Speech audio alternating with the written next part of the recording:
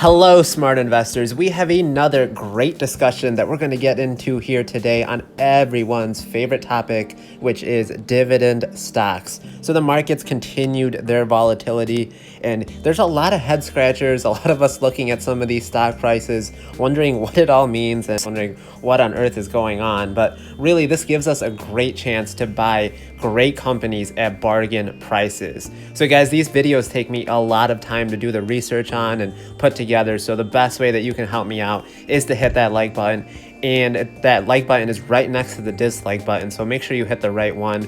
And then also that red button that says subscribe, also hit that one as well. So let's get started here.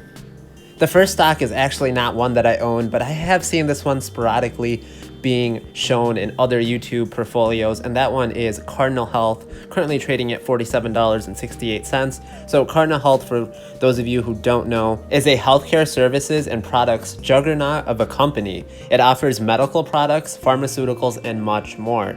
Some of their popular products and services include kangaroo feeding pumps and flu vaccines. They provide medical products to 75% of all hospitals in the United States. Can you imagine that? Think about it. Every 4 hospitals that you see, maybe on your drive to work or just driving around or on the train, 3 of those 4 are likely have some sort of business relationship with Cardinal Health. And this is a very strong sector to be in as well, as people will always need healthcare and their products and services that come along with it. Its pharmaceuticals division makes up about 90% of their revenue, with their generic drugs being given to hospitals around the world. The medical segments division ships out surgical, laboratory products, and medical devices to hospitals, clinical labs, and other healthcare clinics. Of course, that doesn't mean that they haven't been affected by the C-19. Their revenues are actually down compared to last year, and this is likely driven by deferrals of surgical procedures and in-person visits to their doctor's offices. However, those trips to the doctors and surgeries will eventually have to come back. People can't just keep putting that off forever. And management believes that there will certainly be an uptick in the next quarter as states continue to relax stay-at-home orders. Plus, demand for PPE products, that is not going to be stopping anytime soon. And that's where I really think that Cardinal can shine here in the future. It's increased its revenues actually in each of the last 5 years, which is great to see. In fact, Cardinal ranks 16th in the companies by total revenue in the United States. Think about that. Only 15 companies make more revenues than Cardinal. However, its margins aren't exactly the greatest. As you can see, it has relatively small gross profits, even having a negative fiscal year 20. Though remember, they were hurt by the C-19, and still they managed to have positive free cash flow. Plus, very impressive by the company is that they improved their balance sheet by paying down $1.4 billion in long-term debt.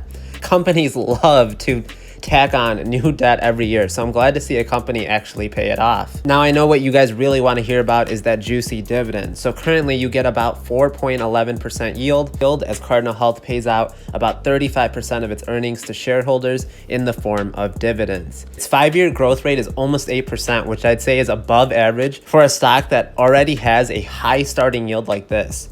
I've seen many different conflicting reports on how long they've actually been consecutively raising their dividends. It seems like there isn't like one actual number that people can agree on, and there's some sort of confusion, and I think it involves around the year 2000 mark where they may have just raised their dividend by a fraction of a penny to keep their streak alive. That's something that I can see ExxonMobil doing here at the end of the year to keep its dividend aristocrat streak alive. But anyway, I would count this stock as a dividend aristocrat, and at the end of the day, it's not that important because it does consistently pay out dividends. Currently, it's 21% off its 52-week high and about 18% higher than its 52-week low. So certainly, this is not an overvalued stock in this overvalued market that we currently have. Okay, so the next stock is something that you guys are familiar with, and that is the utilities company Duke Energy here at $82.95. Now, this is as reliable as you can get with predictable cash flow every quarter, as Duke has paid dividends for 94 consecutive years. If you think about all that has happened since the year 1926 in this amazing world that we live in, it has somehow found a way to be profitable during that entire time span. Duke provides gas and electric utilities to 7.7 million customers in the Southeast and Midwest. Utilities basically operate as a monopoly in the regions they serve, so you don't have to worry about customers leaving for cheaper options during the C19. Of course, that means that Duke can't just charge as much as they want, as they have to do negotiations with the cities that they operate in on how much they can actually charge consumers in exchange for getting that basically legal monopoly. So it certainly is limited in how much money that they can make, unlike an Apple or an Amazon where there's no limits on how much money they can actually produce. If you're looking for maybe more of a growth utility company, check out NextEra Energy. That might be for you, as it actually offers a lower starting yield, but much more prospects for growth, as well as growing that dividend over time. But I'm not buying Duke for its growth potential. I'm really just buying it for that dividend income that I can consistently rely on every quarter. So Duke right now giving us a 4.11% yield. Duke right now is basically trading at its 200-day moving average at around $82. And before the C19, it was trading close to its 52-week high of 103. Ideally, nothing about the business has really changed since March, so I don't really understand why the stock price has dropped so much, but I do think it will eventually climb back to these levels. Duke currently pays out 75% of its earnings in dividends, which it has consecutively raised for 9 years now. Still need to keep an eye on Duke though, just to make sure that it has enough capital to invest in its capital expenditures and still pays out dividends. It's actually planning on spending $56 billion in the next 5 years on upgrades, maintenance, and capacity extensions. All these are normal business functions, and these are critical for business continuity purposes. But I wouldn't worry too much about them, as they have a very proven track record to make us trust in them. So for me on this one, actually, I do put my money where my mouth is, and I actually did go ahead and buy another share of Duke on Friday. So now up to, like 14.25 shares, I believe.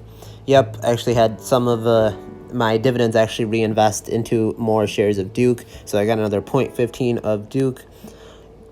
And we'll just continue to be constantly reinvesting into this great company. So I don't think I really need to say more about Duke, guys. Say it with me. Buy, stash, collect cash.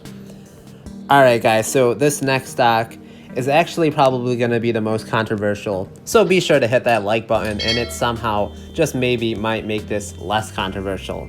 And of course, that stock is a company that, despite its name, is not an aristocrat, but they actually did cut their dividend for the first time since World War II, and that would be Royal Dutch Shell. Shell is a European company. It's not based in the US. Now, oil has absolutely been hammered here in 2020. They were already going through political games with different countries, and then another double whammy hit when the C19 prevented people from traveling as much. Therefore, there's less demand for oil. But I can't even believe I'm saying this, guys, but maybe Shell cutting its dividend was actually a smart move back in April, because this means now they have that money that they are going to reinvest back into the business. They're going to be able to pay off their debts and interest, and it's not just going into my pockets. It's like money going to me isn't going to somehow help Shell continue to get through these rough times. The dividend cut wasn't minuscule either. It was actually a 2/3 reduction, allowing Shell to now only have to pay out $1.2 billion in dividends a quarter. All of the other giants like Chevron, BP, ExxonMobil, they're all really hurting right now as well. But a lot of those companies haven't really cut their dividend as severely or as quickly as Shell has. Shell somehow found a way to beat analyst expectations in Q2 of 20. They have been able to profit off of futures contracts where people buy commodities at a given price. Well, that certainly helps Shell, as Shell is able to sell at a higher price than the actual demand right now. Shell is also aiming to be a net zero manufacturing emissions company by 2050. To that, well, Shell, I'd first have to tell you guys, make sure that you guys even survive to 2050 at this rate. Shell is definitely investing more into lower carbon technology. This includes renewable power in wind and solar, as well as getting into other avenues like electric vehicles charging and hydrogen. This has the potential to power up millions of homes, companies, and businesses in the foreseeable future. As more places continue to open back up, I'm anticipating travel to pick up as well, which means more demand for oil, the black gold. While the future may not be combustion engines powered by fuel anymore, that is still a far way from the world that we live in today. Electronic vehicles only make up just 1% of the market. It's going to be funny looking back at this video a couple of years from now, and that number is definitely going to go up. But Shell is down 55% from what it was pre-C19. I think the market has already well priced in all the bad news. I do think I see the light at the end of the tunnel for them. Their CEO has already said that they will raise the dividend once business conditions continue to improve. I mean, you're already getting a starting yield of about 5%. The dividend yield on here is not correct. And this could be a clutch buy to get yourself locked into a great starting position at Shell and get a high yield on cost in the future. Oil companies are very reliant on the price of oil to determine which way the stock will move. Sometimes Shell can be a great company, but if the price of oil isn't in hot demand, well, that's too bad for Shell's stock price. I think this is worth the risk even if it is only for a short-term swing trade. Not every dividend stock needs to be held onto forever. So maybe this is one of the few times we don't go buy, stash, collect cash. Maybe we just go buy, then go directly to collect cash. And so I actually did go ahead and just bite the bullet on this one. You guys know prior to C19, I was buying Shell, probably the worst time to be buying, but it did have a very attractive yield of starting yield of about 7%, 94 cents a share. And then of course we all know what happened in the spring. And now I actually went and bought shares for the first time since then, and actually went ahead and bought 5 shares at $25.71. So we'll see how far I go ahead and hold on to this one for. I've obviously gotten destroyed on this one, down $250 at 41%. But at the end of the day, it makes up less than 1% of my portfolio, so it's not really hurting me too much. And at the same time, I'm just going to be collecting these dividends while I wait for the price of oil to continue to go up. Anyway, guys, I want to hear more of what you guys have to say about Shell and the other stocks that I mentioned. Has Shell reached its bottom? Is it really worth the risk to invest? What other high-yielding companies would you like to buy at these prices? Let me know in the comments below, and be sure to like, subscribe for more great content.